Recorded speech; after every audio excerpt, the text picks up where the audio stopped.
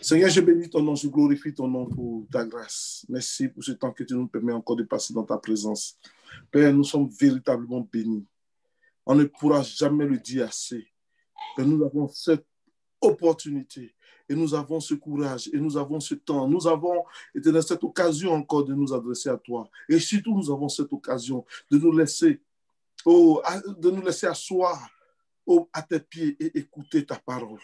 Écouter tes instructions. C'est un privilège énorme. Papa, plusieurs personnes marchent dans les ténèbres, ils marchent dans le tâtonnement. Ils ne savent même pas où ils vont, juste parce qu'ils ne veulent pas prendre la peine d'écouter la parole de Dieu. Ils veulent pas, c'est trop leur demander. Trop leur demander. Venir prier. C'est quelque chose qu'ils ne conçoivent même pas dans leur programme. Mais ils ne savent pas que parce qu'ils ne prient pas, parce qu'ils ne cherchent pas ta face, ils continueront de tâtonner. Père éternel, mon Dieu, nous, tu nous as fait grâce de t'écouter. Donne-nous de ne pas recevoir la parole et tâtonner. Ça serait pas bon. On veut recevoir de toi et marcher selon tes instructions. Obéis à ta voix. Guide chacun d'entre nous. Conduis ton serviteur ce soir et que toute la gloire te revienne. Au nom de Jésus, j'ai prié.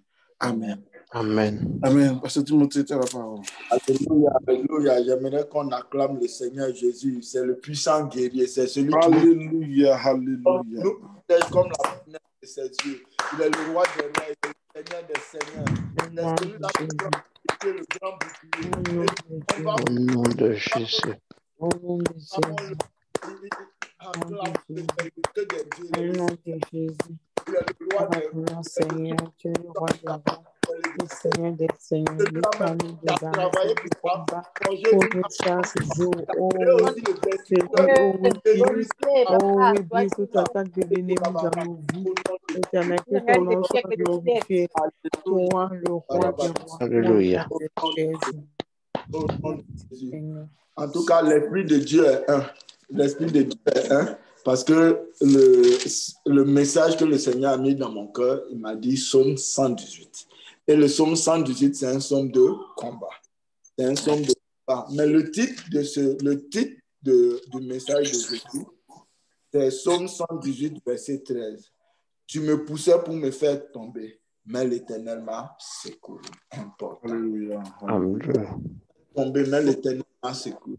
Donc, dans ce monde où nous sommes, ce n'est pas tout le monde qui est. Nous ne sommes pas les amis de tout le monde. Donc, c'est pourquoi le Seigneur nous garde, il nous protège et il prend soin de nous. Il veille sur nous et il veille à ce que l'ennemi soit toujours dans la défaite. Alléluia. Par la grâce de Dieu, nous sommes plus que victorieux avec le Seigneur Jésus. Ça ne veut pas dire qu'on ne combat pas. La preuve en est que les psaumes que nous voyons, il y a beaucoup de psaumes de combat ici. Pourquoi? Parce que David était un homme de guerre. C'était non seulement un berger, mais après la bergerie, il est passé dans l'armée. Et il était un homme de guerre. Donc, le Seigneur vraiment lui parlait, lui communiquait des messages vraiment de combat. Alléluia. Et Amen. il n'a pas gardé ça pour lui seul. Il a écrit afin que nous aussi, nous pouvons hériter cela. Alléluia. Donc, le témoignage est important dans le combat spirituel. Donc, on va commencer un peu avec le psaume 118. Il dit, louez l'Éternel car il est bon, car sa miséricorde dure à toujours. C'est important. Quand on veut commencer un combat spirituel, c'est pourquoi moi je conseille vraiment aux chrétiens. Chaque fois que tu as prié, puis le Seigneur t'a répondu, tu as un témoignage, c'est bon d'avoir un carnet et marquer marquer les victoires que tu as remportées dans ton war room, dans ta chambre de guerre. Voilà, c'est ça. Donc, louez l'Éternel, car il est bon, car sa miséricorde dure à toujours. Ça, c'est le premier verset du psaume 118. C'est un psaume de combat. Mais quelle est la différence entre le psaume 91 et le psaume 118? Le psaume 91, il est plus défensif. Quand on lit le psaume 91, on dit, vous voyez, vraiment, celui qui demeure sous l'abri du Très-Haut repose à l'homme du Tout-Puissant. J'ai dit à l'Éternel, mon refuge et ma forteresse. Donc là, on cherche la protection du Seigneur. Mais dans le psaume 118, on attaque même l'ennemi. Donc c'est cela. Donc dans la guerre, il y a deux grandes parties. Il y a l'offensive et puis il y a l'offensive et puis il y a la défensive. Le psaume 118 se trouve dans le cadre plus. Il y a la défensive, mais c'est plus offensif que défensif. C'est-à-dire quoi? Offensif, c'est-à-dire que tu attaques l'ennemi, tu essaies de briser l'ennemi. Mais ici, dans le psaume 118, le psalmiste nous apprend ici comment un exemple de prière de combat. C'est un exemple de prière de combat qu'on peut s'inspirer. Tu peux le proclamer même, tu peux le proclamer autant que tu veux, le répéter autant que tu veux. Tu peux aussi utiliser chaque ligne comme un sujet de prière. Ça, c'est cela. Donc, quand on revient au psaume en lui-même, louez l'Éternel car il est bon, car sa miséricorde dure à toujours. Pourquoi il dit louer l'Éternel? Il dit louer l'Éternel car il est bon, parce qu'il est bon. Mais pourquoi il est bon? Car il est miséricorde, car sa miséricorde dure à toujours. Donc là, c'est un témoignage. C'est un témoignage. Il est en train d'exalter le Seigneur. Pourquoi? Parce que le psalmiste, c'est quelqu'un qu'on regarde ici, qui a marché avec le Seigneur, qui connaît le Seigneur, et le Seigneur l'a secouru de nombreuses fois. Donc, il dit, louez l'Éternel, car il est bon. Pour savoir que quelqu'un est bon, il faut marcher avec lui, il faut le connaître.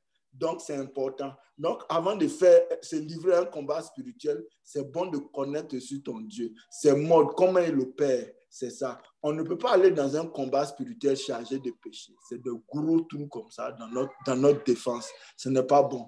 Donc, lui, il a marché avec le Seigneur. Il a remporté des victoires. C'est pourquoi je conseille vraiment aux chrétiens, ils aient un carnet. Quand ils prient, ils notent toutes les victoires, ils notent les réponses du Seigneur, les témoignages du mal. Parce que là, à un moment donné, quand tu as une difficulté, tu retournes à ton carnet. Il y en a qui ont une très bonne mémoire. Ils se souviennent de comment l'Éternel les a défendus, comment ils ont été victorieux. Et ça augmente la foi. Parce que le Seigneur, notre relation avec lui, c'est une relation de foi aussi. C'est une relation de confiance. Donc, en repartant dans les témoignages, en se souvenant de ce que l'Éternel a fait pour nous, ça augmente notre foi. Et c'est pourquoi, alléluia, c'est pourquoi Paul parle du bouclier de la foi. Parce que la foi est un bouclier dans Éphésiens 6. La foi est un bouclier. C'est ça. Donc, la confiance au Seigneur est un bouclier pour nous. On peut le regarder même dans Psaume 91. Je regarde rapidement dans Psaume 91. Il dit sa fidélité. Psaume 91, verset 4. Il dit sa fidélité est un bouclier et une cuirasse. Donc, sa fidélité, c'est aussi le Seigneur, c'est la confiance que tu mets au Seigneur. Et le Seigneur, en retour, il ne te laisse jamais tomber. Donc, c'est un point d'appui pour la foi. Or, le psalmiste ici, dans le psaume 118, qu'est-ce qu'il dit? Il dit, l'Éternel, louez l'Éternel, car il est bon, car sa miséricorde dure à toujours. Donc, il sait que l'Éternel est bon. Il sait que sa miséricorde dure à toujours. Et c'est sur ça qu'il part. Donc, dans le combat, il ne faut pas aller dans un combat spirituel avec des doutes. Je me souviens que mon premier pasteur, il m'a expliqué, il dit qu'ils étaient allés dans une séance de délivrance. Et au moment où ils ont commencé la délivrance, il y a un là, il tremblait comme ça. Il tremblait comme ça. Il dit non, lui, il faut le faire sortir. Tu vois, il faut le faire sortir. Il a trié plusieurs personnes, il les a fait sortir. C'est la même chose avec Gédéon. Gédéon, le Seigneur de 10 000, si j'ai bonne mémoire, de 10 000, il a réduit l'armée à 300. Donc, dans un combat spirituel, c'est la foi. C'est la foi avec laquelle on va. On va avec la confiance. C'est pourquoi, toujours avant de combattre, c'est toujours bon de réviser, de regarder quel moment le Seigneur nous a donné la victoire. Il nous donne toujours la victoire. Quand on se souvient de ça, ça nous remonte la confiance. La foi revient et on marche vraiment avec foi. Et le Seigneur, on ne peut s'approcher. Le Seigneur, il veut qu'on s'approche avec lui, avec foi, avec confiance. Alléluia. Amen. C'est agréable pour lui qu'on s'approche de lui avec la foi. Donc, c'est cela. Donc, dans un combat spirituel, il faut d'abord, c'est important, il faut se préparer. Un combat spirituel, ce n'est pas la bagarre spirituelle. Non. La bagarre spirituelle, ce n'est pas prévu. C'est comme dans un bar, les gens se lèvent. Il y a des palabres qui se lèvent. Non, le combat spirituel, c'est bon d'être préparé. Préparé dans quel sens? L'ennemi peut te surprendre. mais toi, tu mets toujours ta confiance en l'Éternel. C'est-à-dire, tu te calmes comme Ésaïe 30, verset 15. L'ennemi est en train de t'attaquer. Mais toi, qu'est-ce que tu fais? Tu commences à louer le Seigneur. Donc, dans le psaume 118, on commence d'abord à louer le Seigneur. Je me souviens une fois que une nuit, j'étais vraiment attaqué. Et le Seigneur m'a montré une guitare. Et c'est important, l'interprétation aussi des visions, c'est très important. Il m'a montré une guitare et j'ai su qu'il fallait louer l'Éternel. Donc, j'ai commencé à louer le Seigneur. Et le Seigneur a détruit toutes les attaques. Et la parole de Dieu dit quoi? L'Éternel, il réside dans les louanges d'Israël. C'est cela. Donc, quand tu loues le Seigneur, des fois même, tu n'as même plus besoin de faire le combat. Le Seigneur combat à ta place. Mais tout ça là, c'est notre relation avec Dieu. Donc, le combat spirituel aussi nous demande aussi d'avoir une bonne relation avec Dieu. Parce que selon la situation, le Seigneur va te montrer une direction à suivre. Alléluia. Amen. Qu'Israël dise, car sa miséricorde dure à toujours. Ça, c'est la louange. Il parle d'Israël parce que c'est un Israélite. Il a vu combien de fois le Seigneur a secouru Israël. Il a vu combien de fois le Seigneur a vu le Seigneur diviser la mer Rouge en deux. Il a vu ça. Il a vu le Seigneur. Il a vu, il a entendu, même s'il n'a pas vécu à ce temps, il a entendu Josué, il a lu que Josué a arrêté le soleil pour finir la guerre. Donc ça là, c'est vraiment important. Donc quand on a ce genre d'informations là, on ne peut faire confiance, on ne peut faire que confiance au Seigneur. Alléluia. Il dit que la maison d'Aaron dise, car sa miséricorde dure à toujours. Ça c'est la louange encore. Que la maison d'Aaron dit. Donc, il connaît la maison d'Aaron, il connaît Aaron. Aaron, c'est un lévite, c'est le haut prêtre, c'est celui-là même qui est le chef, qui est dans le service du Seigneur. C'est un homme de Dieu. Et il dit que Aaron dise, car sa miséricorde dure à toujours. Donc, il connaît le peuple de Dieu. C'est important aussi. Parce que moi, je connais Pasteur Sylvain. Et puis, je connais son témoignage. Je dis vraiment que le Dieu de Sylvain, là, le Dieu qui a fait ça pour Sylvain, là, ce Dieu-là, je t'appelle. Tu vois, non? C'est important de se connaître, de connaître aussi le témoignage des autres dans un combat spirituel. Parce que si on a aussi notre témoignage, c'est bon, mais c'est important d'avoir aussi le témoignage des autres. Et ce témoignage-là, on peut l'utiliser dans la louange au Seigneur. Je peux dire, le Dieu qui a fait ça pour Tata Miranda, vraiment, je t'appelle parce qu'on sait que c'est le même Dieu qu'on prie. Le Seigneur qui a fait tant de temps pour frère Béranger, je te loue. C'est ça. Donc, c'est aussi, il faut connaître aussi. C'est pourquoi on ne combat pas. En général, le combat, il y a deux zones. Il y a le royaume de Dieu et il y a le royaume des ténèbres. Donc, quand on combat, Dieu qui fait le combat avec nous. Et il y a les anges, il y a l'armée céleste, tout ça là. Dépendant de la situation, Dieu va agir. Dépendant de la situation, Dieu va agir. Alléluia. Il va agir dans un certain mode. Alléluia. Amen. Amen. Il dit que la maison d'Aaron dise, car sa miséricorde dure à toujours. Donc, celui-là, il connaît Aaron. Peut-être même celui qui fait cette prière, on ne sait pas. Mais il dit que la maison d'Aaron dise, car sa miséricorde dure à toujours. Donc, il connaît le témoignage d'Aaron. Il sait ce que Aaron a vécu. Il sait les bienfaits que Dieu a eu envers Aaron. Donc, il évoque ça dans la louange au Seigneur. Donc, c'est important aussi de se souvenir de là où le Seigneur a été, où on a combattu et on a été victorieux dans le Seigneur. Que ceux qui craignent l'Éternel disent, car sa miséricorde dure à toujours. Donc, on se connaît que ceux qui craignent l'Éternel. Si nous sommes tous aujourd'hui réunis ici, ça veut dire qu'on craint l'Éternel. Chacun ici a eu plus ou moins un témoignage. Et on sait que les enfants de Dieu, ils sont toujours victorieux. On sait que les enfants de Dieu, là, en tout cas, ils sont solides. Et c'est cela. Et ils louent en fonction de ça. Que ceux qui craignent l'Éternel disent, car sa miséricorde dure à toujours. Il le sait. Il sait que quand tu crains l'Éternel, sa miséricorde dure à toujours. Et le Seigneur ne sauve pas quelqu'un pour 2 jours, il ne sauve pas quelqu'un pour 3 jours. Il nous sauve pour l'éternité.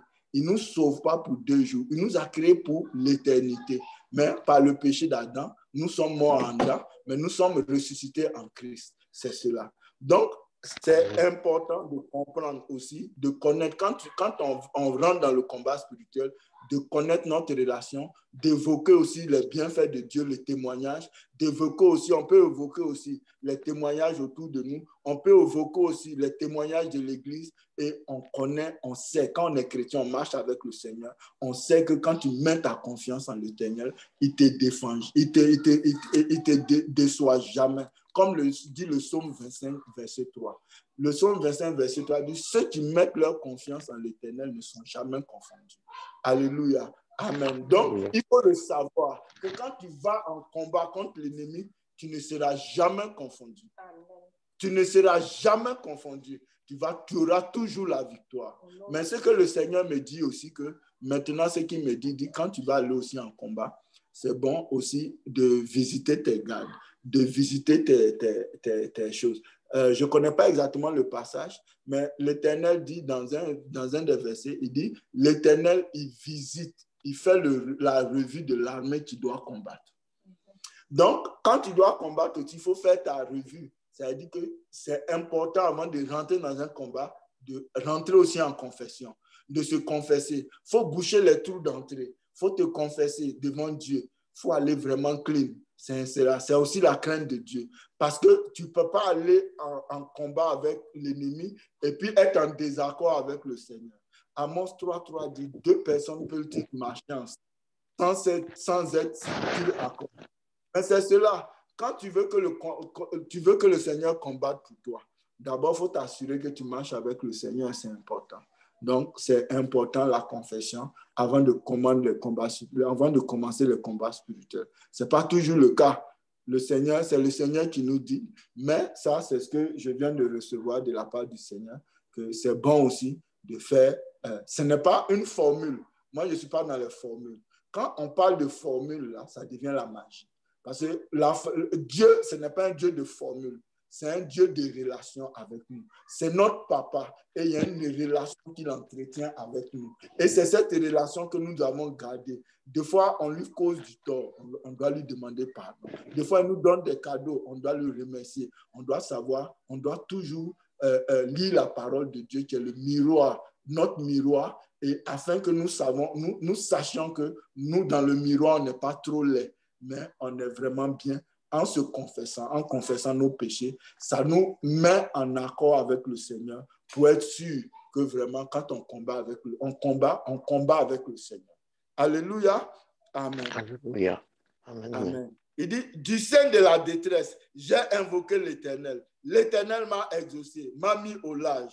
Alléluia. Ça, c'est maintenant, il rentre en profondeur. Il parle de lui-même. Il dit, du sein de la détresse. Non, sachez que quand vous êtes dans la détresse et vous invoquez le Seigneur,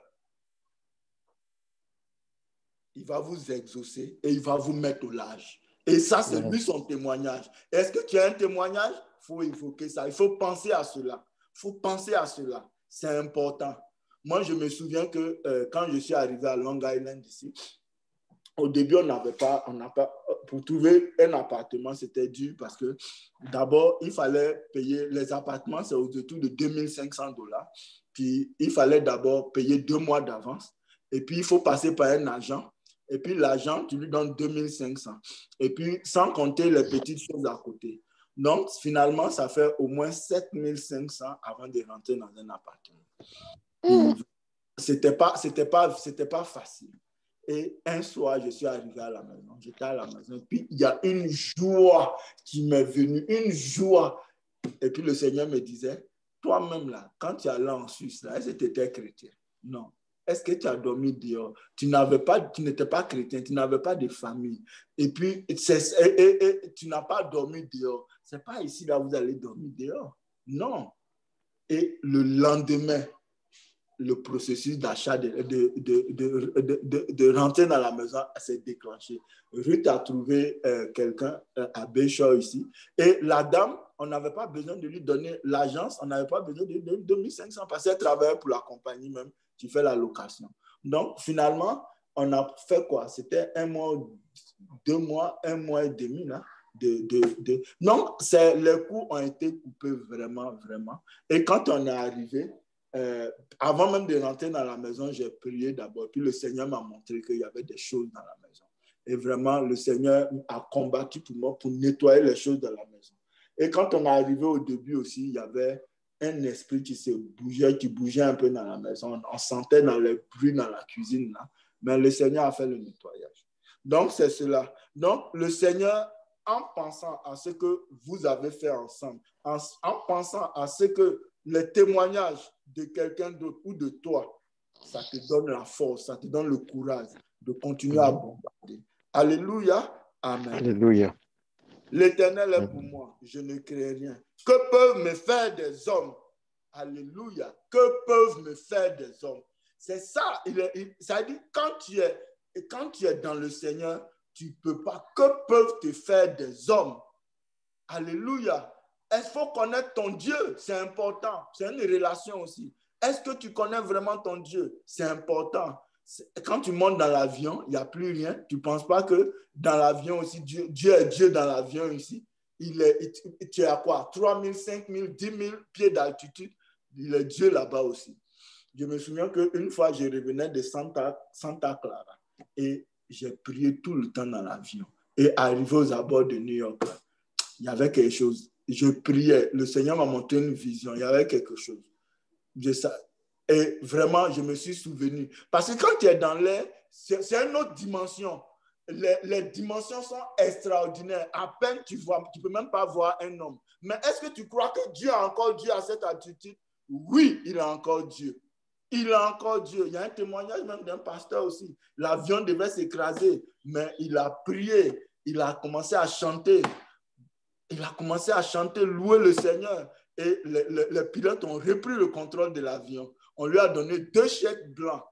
Il dit que vraiment, ce que lui, il a fait aujourd'hui, là, c'est ce que le Seigneur a fait au travers de lui. Donc, c'est cela. Il faut connaître son Dieu. Ce n'est pas parce que tu es dans l'espace que le Seigneur arrête d'être le Seigneur. Ce n'est pas parce que tu es au village que le Seigneur arrête d'être le Seigneur.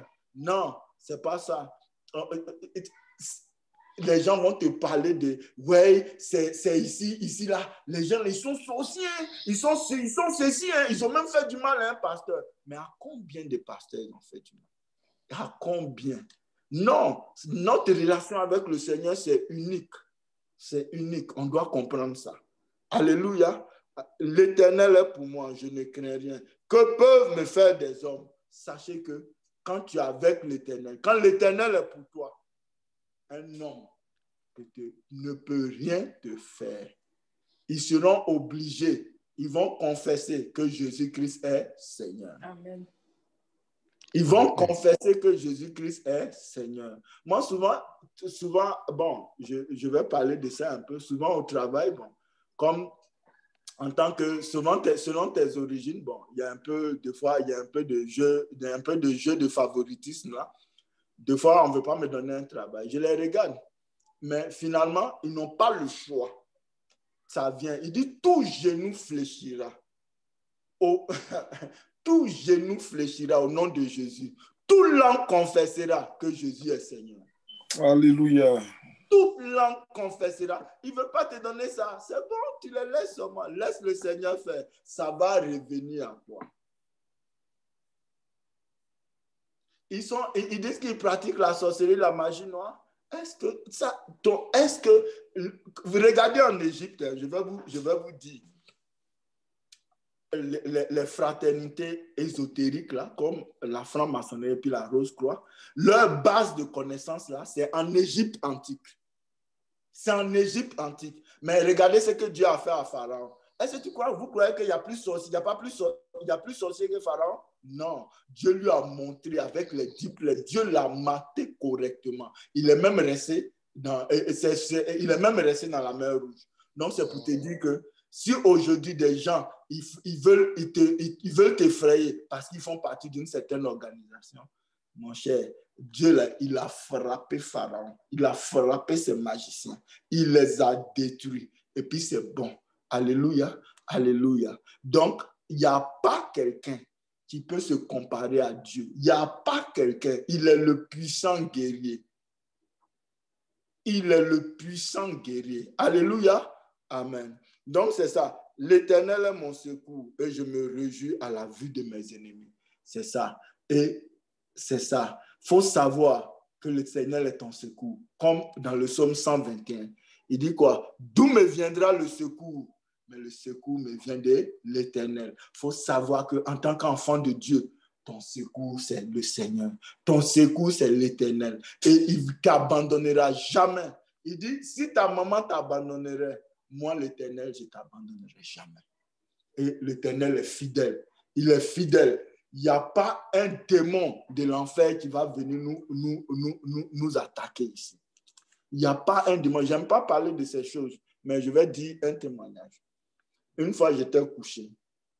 Et puis, il y a quelqu'un qui a apparu devant moi. Puis, la personne voulait m'attaquer. Et la personne vient. Elle ne peut pas me toucher. Je n'ai rien fait. Je n'ai même pas prié. J'étais couché. La personne veut me saisir. Et boum, c'est comme la personne rebondit. La personne veut... Je connais très bien cette personne. C'est une sorcière. Elle veut me toucher. Elle ne peut pas. Parce qu'il y avait le bouclier de l'Éternel sur moi. Le bouclier. Il ne peut pas. Est-ce que j'étais un pécheur? J'étais un pécheur. Mais le Seigneur nous couvre avec son sang. Il nous couvre avec son sang. Quand tu as fini de te confesser, il faut laisser. Tu vas en avant. Il ne faut pas commencer à penser, ah, moi j'ai un petit péché là-bas, j'ai un petit. Quand tu as fini de te confesser, crois que quand tu t'es confessé, le Seigneur t'a pardonné. Alléluia. Amen. Il t'a pardonné. Et quand Jésus est mort à la croix, là, il a pardonné tous nos péchés. Hein. Mais si on veut faire la liste des péchés, là, je ne sais même pas si ça peut, les livres là, je ne sais même pas si les livres là même peuvent contenir notre maison. Non, ça va déborder la maison, là, même n'importe quel conteneur, là, le nombre de livres de péchés que les gens ont commis sur la terre. Mais l'intention même de se confesser, c'est important. C'est important. Alléluia. Amen. Donc, c'est cela. Il dit, l'Éternel est mon secours et je me réjouis à la vue de mes ennemis. Donc, c'est une confiance. Il a une confiance vraiment, le Seigneur. Donc, quand il voit ses ennemis, il se réjouit. Pourquoi? Parce qu'il aura la victoire. Il aura, et c'est ça notre attitude dans le combat. Nous devons nous réjouir parce que le Seigneur va nous donner la victoire. Il va nous donner la victoire. On est sûr, on ne combat pas pour gagner. On combat dans la victoire. On a déjà la victoire quand on combat.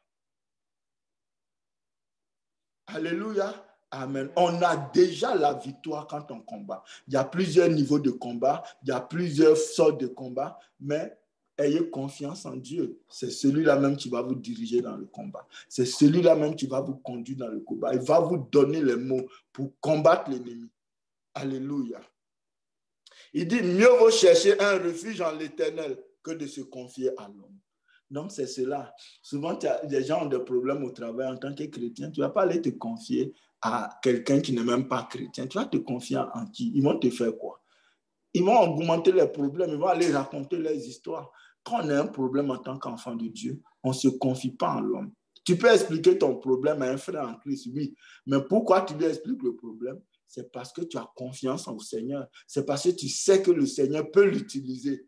C'est ça. Sinon, ce n'est pas que c'est lui-même. Non, c'est parce que tu sais que le Seigneur veut t'utiliser. Nous sommes une armée. Et dans l'armée, il y a plusieurs divisions. Il y a plusieurs divisions. Il y a plusieurs rôles. Il y a des lieutenants. Il y a des fusiliers marins. Il y a les forces spéciaux. Il y a tout ça. Il y a les soldats des rangs. Il y a la marine. Il y a toutes sortes. Donc, on est dans l'église. L'église aussi, ça peut être considéré comme un bateau de guerre. Donc, c'est cela. Donc, il y a certains frères à qui Dieu a donné certaines façons de faire, certains dons. C'est ça. Donc, on peut se référer à eux pour que le Seigneur nous aide, nous utilise aussi. Alléluia. Amen. Donc, ne pas vraiment se confier aux hommes. Parce qu'il y a des gens aujourd'hui qui se confient en des fraternités pour avoir des promotions, qui se confient en des hommes pour avoir des promotions. Il y a des gens qui se confient, qui se laissent utiliser pour avoir des promotions. Mais le Seigneur dit quoi? Il dit, mieux vaut chercher un refuge en l'Éternel que de se confier en l'homme. Parce que l'homme, là, il va toujours te décevoir. Un homme, là, aujourd'hui, c'est bon, tu vois, c'est dans dehors, mais demain, tu ne le connais pas. Demain, là, quand il s'agit de ses intérêts, alléluia, mais ce n'est pas sûr qu'il sera derrière toi. Donc, c'est pourquoi, en tant qu'enfant de Dieu, il ne faut pas mettre notre confiance en l'homme. Dans le combat spirituel, notre confiance doit être dans le Seigneur d'abord. Il doit être dans le Seigneur. Il ne doit pas être dans le directeur, dans le CEO de la compagnie, dans le CEO de ça. Je me souviens qu'il y a quelqu'un qui est au travail, qui se confiait. Lui, sa confiance était à un boss, mais le boss, il l'a renvoyé. Ta confiance en qui? Et lui, il est là, mais le boss, il l'a renvoyé. Donc, c'est cela. Ça veut dire qu'aujourd'hui, en tant qu'enfant de Dieu, hier, aujourd'hui et pour des siècles et des siècles, dans le combat spirituel, dans le combat, il ne faut jamais, jamais se confier en l'homme. Il faut se confier au Seigneur. Mais cela ne veut pas dire que tu ne peux pas expliquer ton problème à un frère en Christ. Frère en Christ, ça veut dire que vous êtes reliés par Christ. Vous faites partie de la même famille, la famille de Dieu. Donc, vous pouvez combattre ensemble. Vous pouvez réserver des moments de soir et prier ensemble pour combattre l'ennemi. Parce qu'à 1, il multiplie nos forces par 1000. À 2, il multiplie nos forces par 10 000. C'est cela. Donc, nous sommes une armée. On n'est pas séparés. Et nous sommes un corps. L'église est un corps. Donc, il ne faut pas se séparer de l'église. Un corps qui est séparé, un membre qui est séparé du corps, il peut pourrir. C'est ça.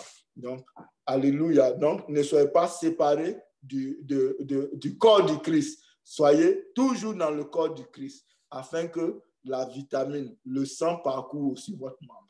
En tant que membre, le sang de Jésus vous parcourt aussi et vous maintient dans la vitalité. Alléluia.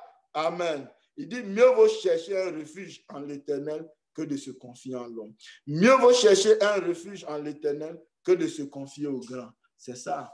Il y en a qui vont se confier au grand parce que, ma soeur, mon frère, il y a un tel là, c'est un boss, il peut t'aider. Mais notre confiance est dans le Seigneur. Le Seigneur peut utiliser un boss, quelqu'un qui est haut placé pour nous aider. Mais c'est d'abord le Seigneur. C'est le Seigneur qui peut utiliser des gradés, des gens pour vous aider. Mais ce n'est pas des gens d'abord. Vous recourez au Seigneur. Et puis le Seigneur maintenant, pour vous aider, il peut utiliser qui il veut pour vous aider. Il peut utiliser qui il veut dans le combat spirituel. La preuve en est que quand on a regardé, dans le cas quand il y avait la famine en Juda avec des aveugles, c'est les aveugles que le Seigneur a utilisés pour faire fuir les ennemis. C'est même pas les soldats, les guerriers, les aveugles. Il dit, mais là, il y a tellement la famine et nous, on va sortir. De toute façon, si on reste, on meurt. Si on s'en va, si on n'a rien à perdre. Et les lépreux. Les lépreux, oui, c'est ça. Amen, merci. Les lépreux. Merci, pasteur Sylvain. Alléluia. Donc, ceux-là, ils ont vu, et le Seigneur a fait comme si c'était le bruit d'une grande armée. Je n'ai pas pris toutes ces références-là, mais ça me vient et je crois que c'est le Seigneur qui me met dans la tête. Donc, c'est cela. Donc, le Seigneur peut utiliser quelqu'un même à qui tu n'as même pas considération. Et il peut gagner le combat pour toi. C'est pourquoi c'est bon aussi dans le combat spirituel, c'est bon aussi d'être humble. Un frère pas te dit, tu finis d'expliquer le problème, et puis un frère que tu ne connais pas, même tu n'as même pas jamais entendu dans l'église, il dit, est-ce qu'on peut prier ensemble? Puis tu les regardes.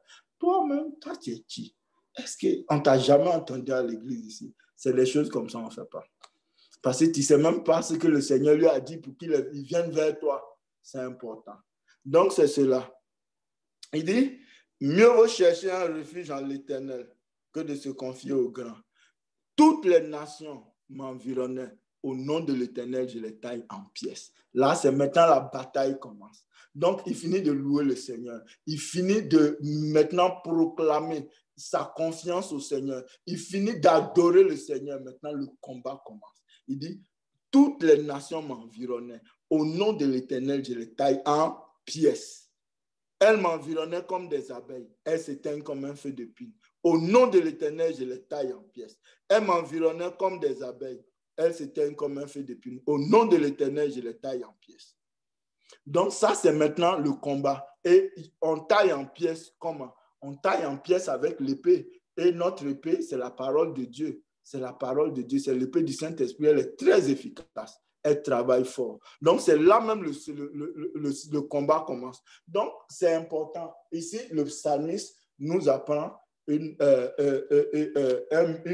manière aussi de combattre. Et il partage aussi son combat qu'il a eu.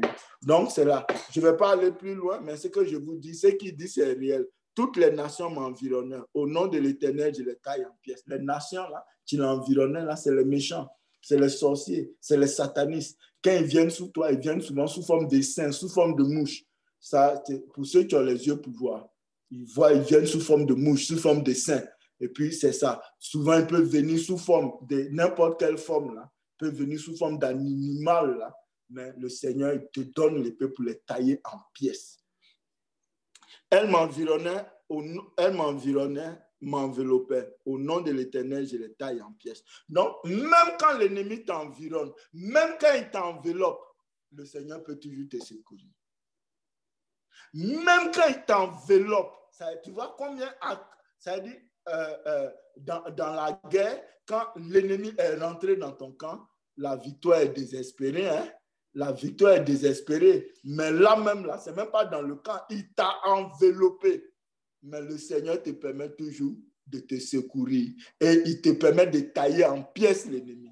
Donc, c'est cela. C'est cela. Quel que soit Alpha, le Seigneur, il est toujours là pour nous secourir. L'ennemi, il te poussait pour te faire tomber. Mais l'Éternel va toujours te secourir. Le Seigneur va te donner toujours la victoire. Alléluia. Voilà ce que le Seigneur a mis dans mon cœur de partager ce soir. Donc, je bénis le Seigneur. J'aimerais qu'on acclame le Seigneur.